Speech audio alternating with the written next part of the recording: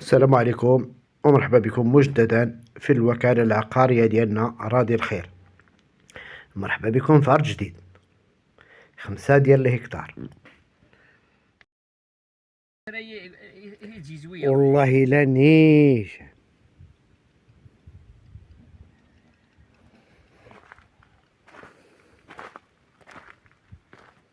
راه تبارك الله. ها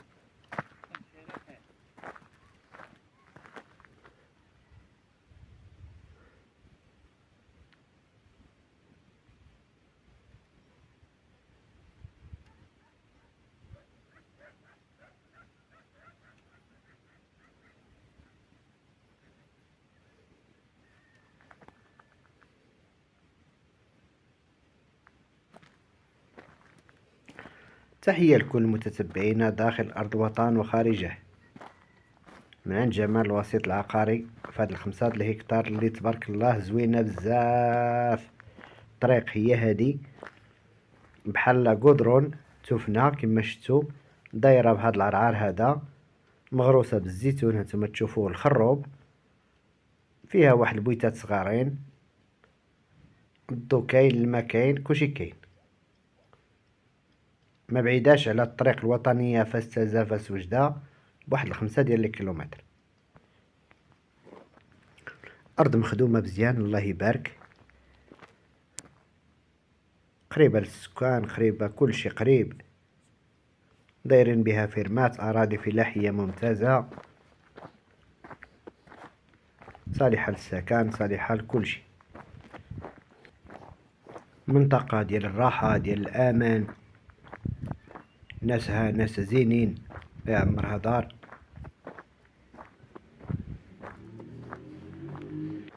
وكذلك ما كملاش 26-25 كيلومتر على مدينة فاس،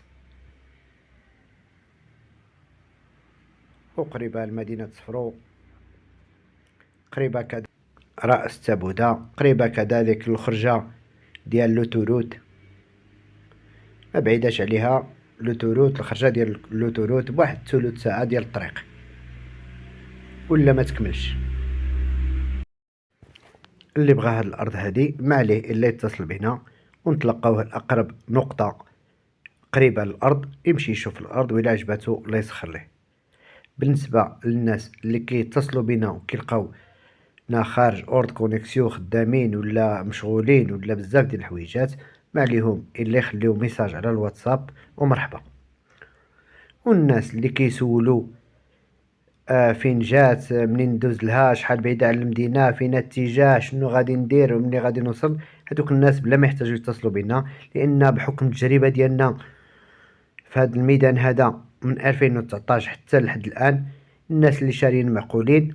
كما حتى حنا دابا كنخرجوا، راه اي خرجه كنخرجوا لها لشي بلاد باش نشوفوها ونصوروها ونقلبوا عليها فين جات، راه موا كنخسروا ما بين الغداء والمازوط وهذا بلا الاتعاب ديالنا، راه حنا كتخرج لنا بواحد 200 درهم حتى 300 درهم في النهار.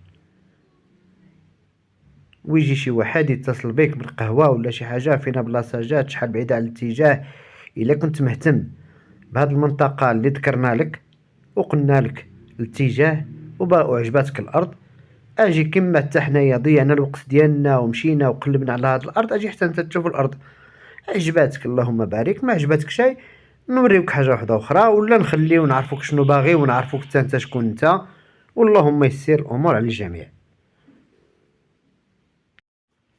كما قلت لكم هنا 5 ديال الهكتار مغروسه بالزيتون والخروب، فيها بيوت. بالنسبه للبير ما فيهاش، اللي بغى يدير البير ديالو يجيب اللي يقلب له الماء حداها، ما بعادينش عليها، كاين غير بيار بلديين ومازال فيهم الماء.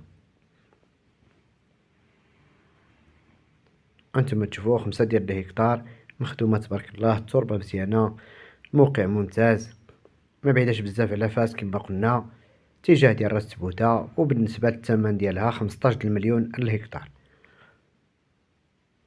دايره بالسياج، دايره بالعرعار، موقع استراتيجي ممتاز بزاف، والارض زوينه بزاف زوينه الله يبارك.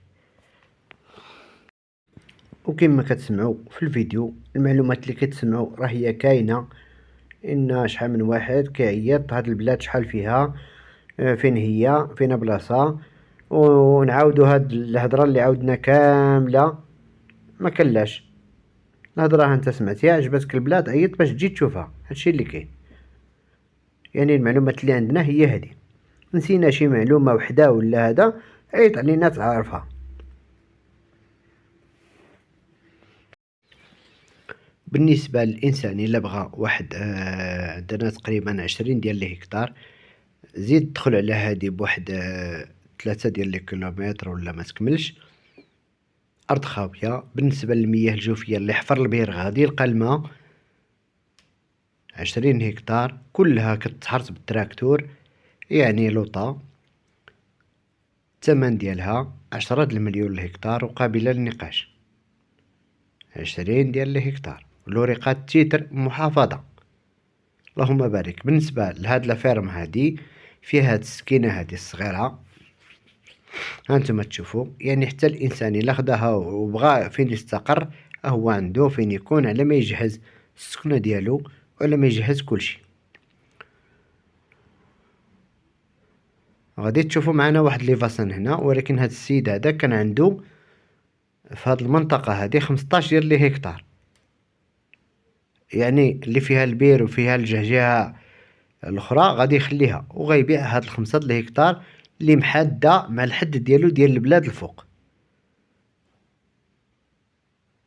يعني حتى هو الا بغى يحفر البير ديالو ويقد الامور ديالو راه كاين. وبالنسبه للماء ديال الشركه والضو كلشي كاين. انتما تشوفوا اشجار ديال الكرموس، كذلك كان مغروس فيها واش الشهديه ولا الخوخ،